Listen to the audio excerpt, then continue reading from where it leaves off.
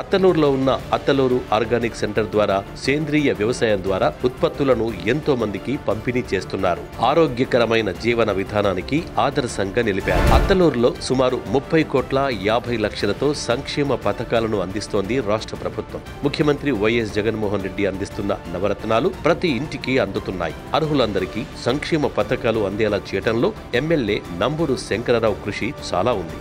జగనన్న అమ్మఒడి ద్వారా 520 మంది తల్లుల ఖాతాల్లో 2,46,00,000 జమయ్యాయి. జగనన్న విద్యా దీవెన, వసతి దీవెన ద్వారా 1,49,00,000 మేర లబ్ధి జరిగింది. వైఎస్ఆర్ రైతు భరోసా ద్వారా 832 మంది రైతులకు 4,16,00,000 సాయం అందింది. క్రాప్ ఇన్సూరెన్స్ ద్వారా 76 లక్షలు, ఇన్పుట్ సబ్సిడీ, 0 వడ్డీ పంట రుణాల రూపంలో మరో 20 లక్షలు అందాయి. వైఎస్ఆర్ పెన్షన్ కానుక ద్వారా 909 మంది అవ్వాతాతలకు 5 ఏళ్లలో సుమారు 8,81,00,000 సాయం అందడం విశేషం.